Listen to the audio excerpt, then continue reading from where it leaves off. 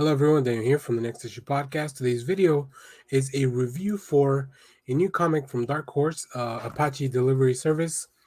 I'm not crazy about the name, but let's go into the book. This is a comic book by Dark Horse. This is a book written by Matt Kent with art and letters by Tyler Jenkins and colors by Hilary Jenkins.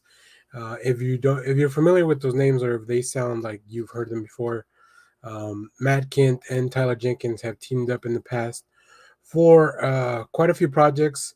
Most recently, Fear Case, I believe. Um, so yeah, they are very prolific writing and creative team.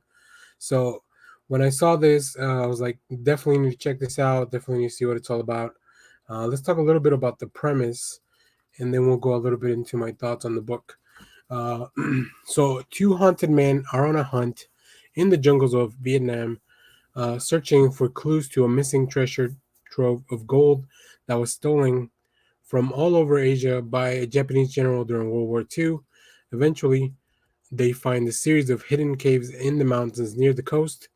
Bodies start showing up, murder victims, and mutilated corpses.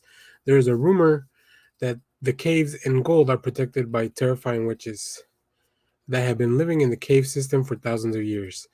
As our warriors travel deeper into the mystery, they learn more and more disturbing facts and become paranoid of each other as they get closer to the gold.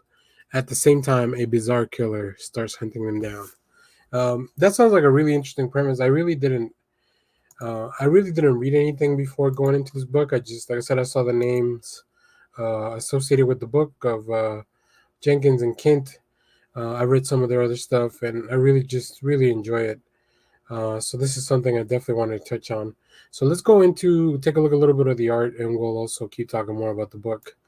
Um, I think Tyler Jenkins has a very distinct style. I really like how it feels very loose. And here we see some flashbacks to whether what is modern times then for them for present day. But this obviously takes place before the Vietnam War. We meet our main character and who we're gonna follow along on their journey. Then we flash forward to the war, and I really like I think uh, Tyler and Hilary Jenkins make a really great team when it comes to the art and the coloring. I love the very much. You can tell this is a Vietnam era war type of environment, just from the coloring even. We have the green of the jungles, the fatigues, but then the explosions in the background looks very cinematic, very much Apocalypse Now. Things like that come to mind. Um, so we do see as we go through the story and we follow our protagonist that they are Native American, um, but unlike the name of the book may suggest, they're not actually from the Apache tribe. They mention they are Navajo. But I mean, in the book, the troops around them, like they don't really make that distinction or care. Maybe that'll be addressed later on in the book as part of the story. Hence my comment at the beginning of the video that I wasn't sure if that was maybe the best name here. But like I said, this is a war story, it's a Vietnam story. But then it kind of starts twisting. We do see that our protagonist is very skilled at tracking, hunting down things, keeping track of enemies, stuff like that, which is kind of where he gets a little bit into trouble.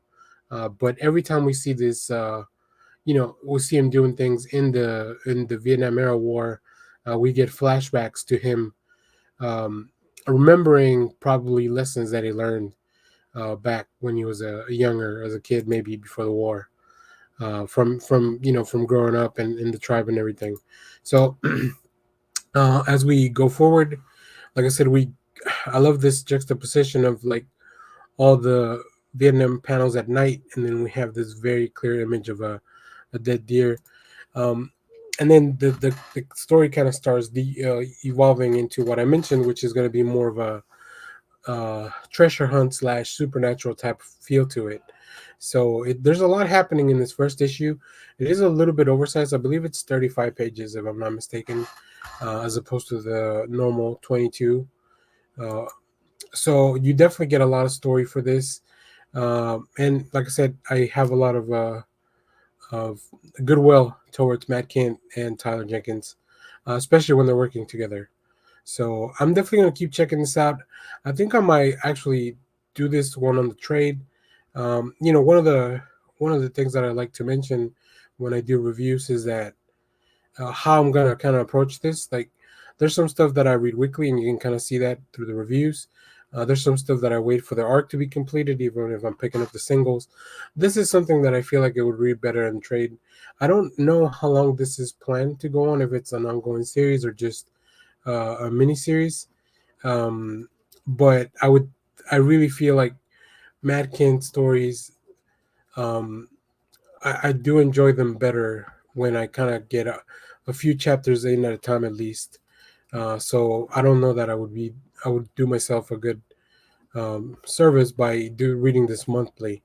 But I always want to check out a number one. I love checking out number ones. I have a big box of just number ones that I bought and checked out, and not everything's a winner, but sometimes things hit and things like this come up where I know I want to read them later when they're complete.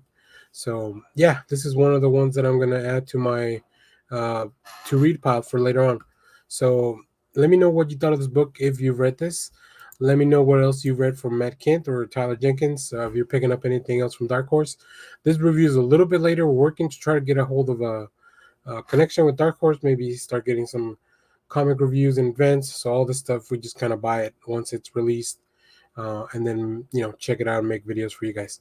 So thanks for watching, everyone. Remember to share, like, subscribe, hit the bell so you know when we go live. That is most Sundays, 10 a.m. Central Standard Time. Also, we have more comic reviews, TV reviews, movie trailer reactions, all that stuff that you love to see in the channel. So thanks for watching, everyone. Bye bye.